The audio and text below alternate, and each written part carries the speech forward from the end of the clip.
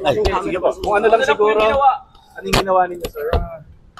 Tumalo kami sa preliminary investigation para dun sa kasong ifinail sa akin. Inaasahan ko, lalabas yung katotohanan sa pamagitan ng isang patas, transparent at bukas na preliminary investigation. Kahapon din, nag-file kami ng perjury charges dun sa akusasyon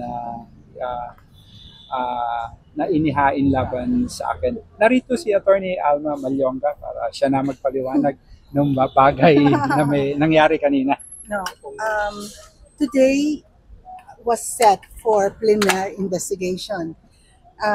Pinaka-importante dito ay nanumpa si Congressman Marcy Teodoro nung sa kanyang counter affidavit at dinala namin lahat ng kanyang mga witnesses. We have about 28 witnesses, by the way. Lahat sila pumunta dito to show that the incredible tale being presented by the complainants could not have even happened. Walang oportunidad para gawin yung sinasabi nilang nagawa. Ang isang importante pa nangyari ngayon ay may mga ilang kaming tanong na importante na naukol sa mga aligasyon nila. At ang nakakapagtaka dito ay ayaw nilang sumagot. Ayaw sumagot ng mga complainants. Ang sabi nila, kailangan raw nila ng abogado. Na nakapagtataka, dahil hindi ba kami ang respondents dito? Hindi ba sila ang naghain ng complaint? Bakit ayaw nilang sumagot? Mga ilang detalye sa kanilang complaint. At sa aming palagay, magpapakita na talagang ang fiction lang yun, yung kanilang kwento. Nagtapos kami at sabi ng panel ay hintayin na lang natin yung susunod na hearing which is set for October 28. We are very confident that the truth will prevail. Gusto ko lang sabihin dahil ito'y talagang naniniwala ko na mga false claims of rape, yung mga hindi makatotohanang kwento ukol sa rape ay nakakapinsala sa lahat at lalo-lalo na yung mga totoong biktima ng rape. Kaya ang gusto natin sana ay hindi sana ito maulit and we are confident that the process will ultimately yield the justice that Congressman Teodoro deserves. May we know, ano po yung pwede nyo masabi na nilalaman ng sinabi ng witnesses ninyo? Simpleng tanong lang. Dahil meron silang tinutukoy na mga babaeng nandun raw. Pero, ang nakapagtataka, ngayon ko lang nakakita ng ganito, ayaw nilang bigyan ng pangalan. At meron nakalagay girl 1, 2, 3, 4 na meron raw mga ginawa rin si Congressman Teodoro. Hindi ba napaka-simple tanong nun? Sino itong mga ito? Dahil sa ilang tanong, paulit-ulit na may girl 1, 2, 3, 4, girl 1, 2, 3, 4. Sino itong mga ito? Hindi ba madaling sagutin yon? Kung totoo ang iyong kwento, di madaling sabihin kung sino ito. Bakit mo kailangan ng abogado? Mangungonsulta muna raw sila ng abogado bago sabihin yun. Yun lang. Ayokong sabihin, kasi obvious naman na these are sham complaints as far as we are concerned, but the process is here. Kami konfiyansa na with the process in place, sabi nga ni Congressman Teodoro, nag-file na rin kami ng perjury charges. I share yung sentiment ni Congressman Teodoro na nakakalungkot ito. Ibang level yata ng sobrang paninira ito. Alam ko naman ganun talaga, hindi ba? So maybe sa politika, hindi ko alam kung anong rason kung bakit nangyari ito. Pero sana maging mas maingat tayo, hindi ba? Tingnan natin yung bansa natin, mas marami tayong importanteng trabahong gawin. At isang tabi natin yung mga nakakapanirang gawain, hindi ito nakakatulong. Hindi ito nakakatulong. Attorney, pagkatapos po ba nito pag nagkalinawan, hahanapin po ninyo at papanagutin kung sino man yung nasa likod ng dalawang complainant po, kung lalabas man na talagang Hindi ko alam. ito'y gawa-gawa lamang. Dapat lumabas yung katotohanan. Matigil itong ganitong mapanirang politika. Tawagin na natin mapanirang politika.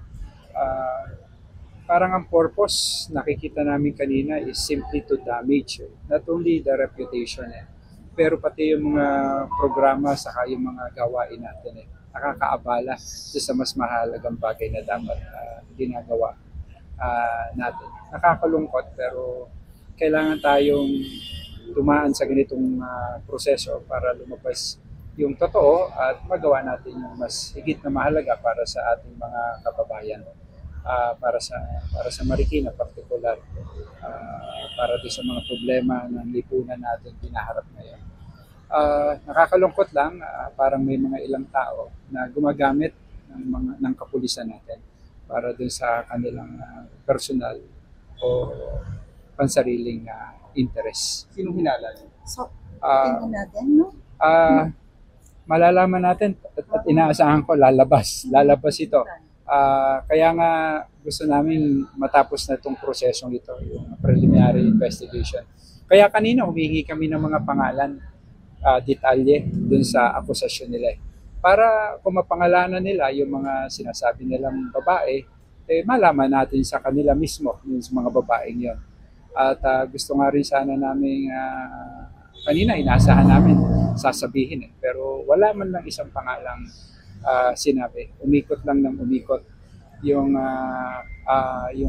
pag-iimbestiga, yung pag-alam hanggang nireset nga ng October 28 yung susunod na hearing. Yun yung nangyari. By the way, dun sa mga witnesses, 28 witnesses yan, hindi ba? Kasama rito yung mga lahat ng mga tao, pati ng mga babae na posibleng nandun sa mga oras at panahon at lugar na sinasabi nila. At sila na ngayon rin ay nagbigay ng kanilang sworn statements na walang ganun nangyari. Kathang-isip lang ito. So, tingnan natin. May mga petsa silang ibinigay may mga lugar silang binigay na doon sa aming pahayag, saka sa aming mga testimonya ng mga taong kasama namin ng oras na yun, nasa ibang lugar ako at may mga kasamang tao, hindi lang ilan, kundi maraming mga tao. May mga programa akong dinaluhan.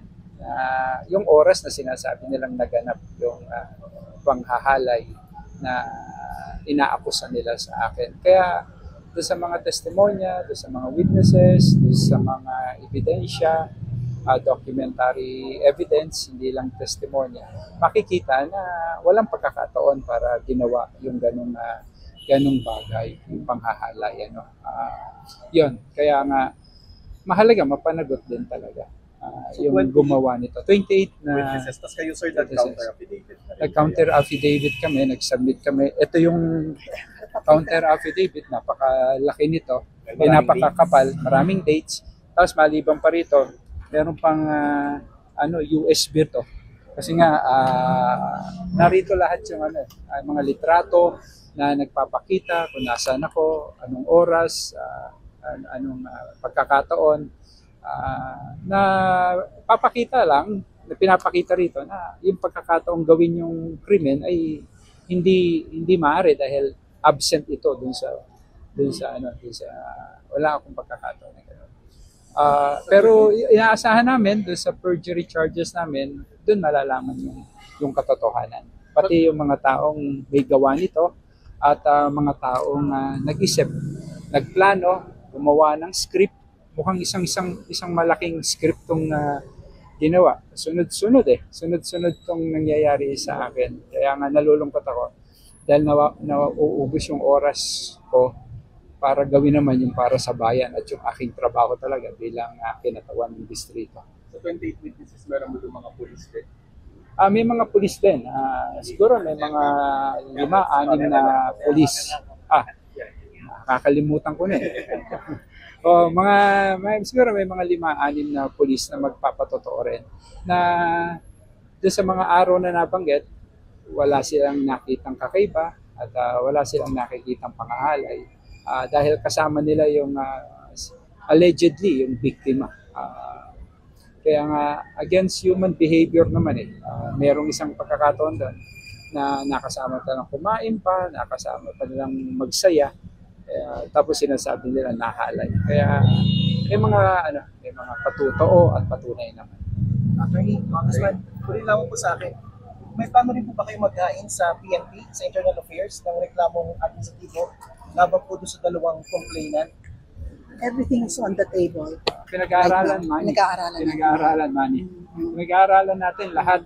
dapat kasi managot talaga yung yung gumawa nito. Para hindi na maulit. Dahil kung magagawa nila sa isang kinatawan ng distritong katulad ko, maring gawin nila sa mga ordinaryong tao. At iyan ang kawawa sila. Yung sistema Parang dapat. sinasabi niyo, sir, ginagamit lang itong dalawang pulis ng kalaban niyo sa politika. Tama po ba? Pwedeng tingnan sa ganong angulo na merong paggamit, isang plot, isang drama, may script. Okay. Thank you. Thank you. Thank you. Thank you.